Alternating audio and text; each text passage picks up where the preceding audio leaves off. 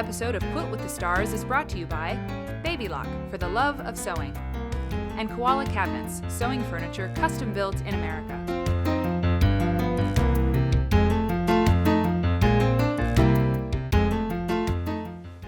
Hi, thanks for watching Quilt with the Stars. I'm here with Vanessa Christenson. Vanessa, welcome. Thanks for having me, Mary. This is like the fireside chat part where we get to talk about your life a little bit, maybe how you came to making quilts, and we do have some more things to show that you've designed. And I always like this time in my job when I get to talk to quilters like you. Yay. Where did you grow up?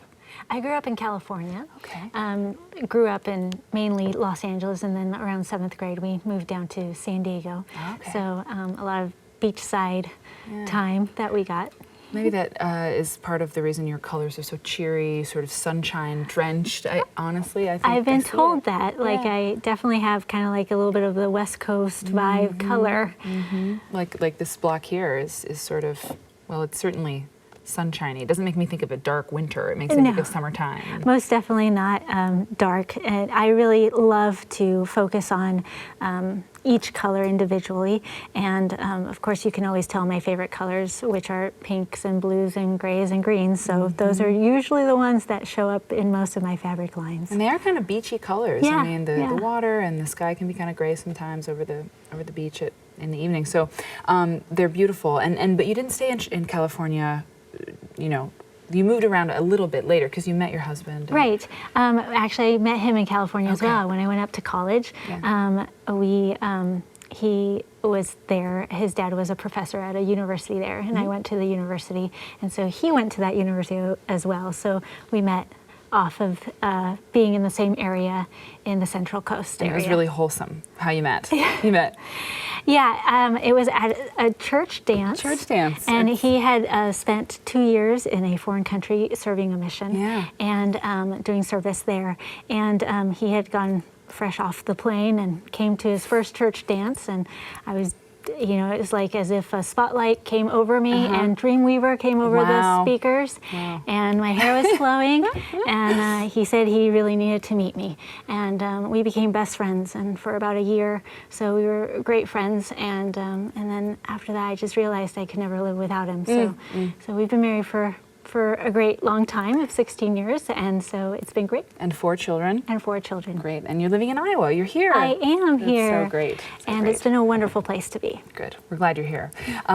So he's, your husband married the lady who's now, quite the name in the quilt world. This is your thread line, and you're doing this with Aurifil. So with these right here, we have we try to match them up. You can see they match up with the fabric line. And so we've taken extra care to make sure that the threads match perfectly with the fabric and go great with any quilting or sewing project that you have going with that. And you did sewing before you did quilting. So these little projects, tell me a little bit about So I originally started off doing more along the lines of like throw pillows and like little handbags and stuff like that. When I first wanted to learn how to sew, I asked a friend 2 doors down when we bought our first little condo. And we were starving students and we couldn't afford, really nice throw pillows and stuff like that. So I asked her to help me turn on the sewing machine and teach me just, what I need to, the basic. And since then, it's just never ending. Like, I just love it. And I don't think there's a day that I really don't go either thinking of sewing or doing some kind of sewing. Absolutely. If it bites you and it stays, it never really goes. The sewing machine's never been turned off. No. This is a bag project that you did out of one of your fabrics. You designed for Moda, correct? Yes. Yeah, I have. This is our 3rd fabric line with Moda, and our second one was this one right here, which is the Simply Style, and a lot of it has kind of like the same idea across all 3 of them, is that there's always some kind of gradient. There's always like one that's in color, but also in design as well. We do like this one is the zigzag or the chevron, and then we also have this one right here, which is the dots. Really neat. And this was the first fabric line, and this one was actually based off of a vintage piece of cloth that I had found, and it was gorgeous. And just with the new colors and everything, it just really gave it this new modern look. And playing with the gradient dots was really fun. This kind of looks like a Ferris wheel. It does. It does. I wouldn't have thought to, gradient. I think of a solid that goes, like an ombre. Yeah, it goes from dark to light in a solid, but of course in a stripe or a dot, it's just a totally different look. Same idea. Right. Yeah. So then this is some of your fabric for Moda, and that's a really lovely bundle of fabric. I may just have to these are this is like gold. This is like when you get one of these in your studio, it's like, what am I going to do with all this glorious fabric? You use a lot of simple colors with white. That's really a trademark of yours. And it's how you said you design, you do your house like that. Like your house is kind of in the same way. I think we do go to our home decor for inspiration and vice versa. Right.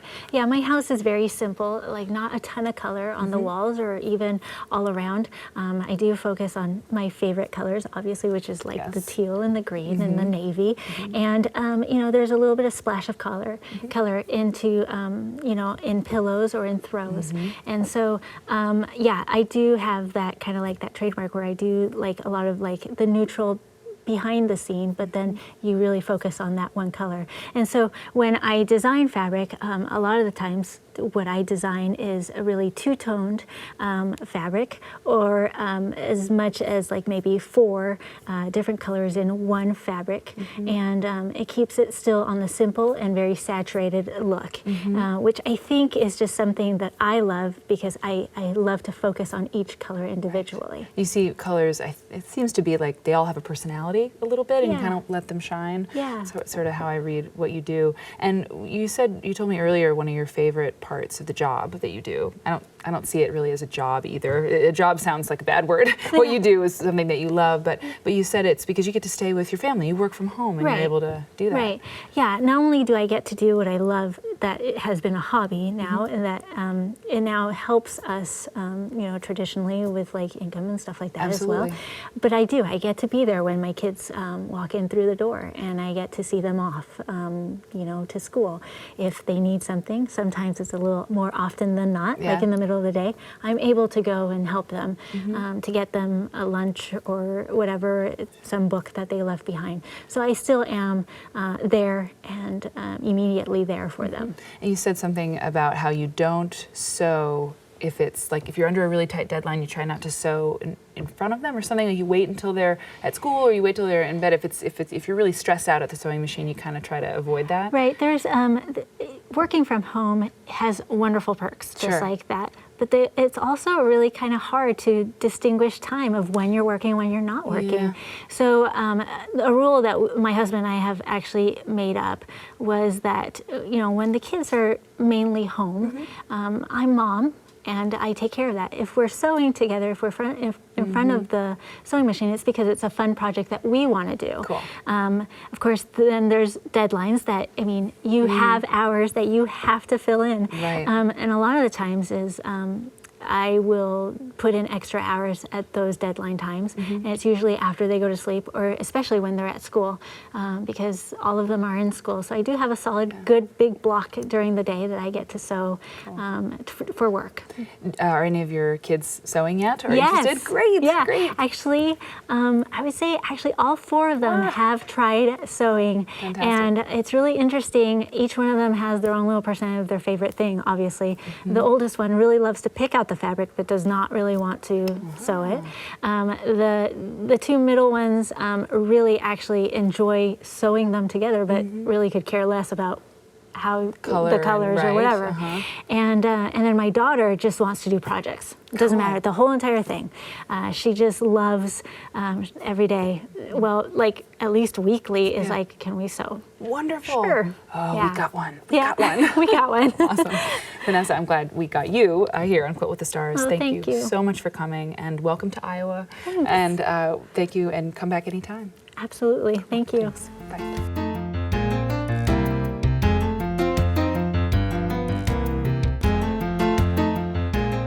This episode of Quilt with the Stars is brought to you by Baby Lock, for the love of sewing, and Koala Cabinets, sewing furniture custom built in America.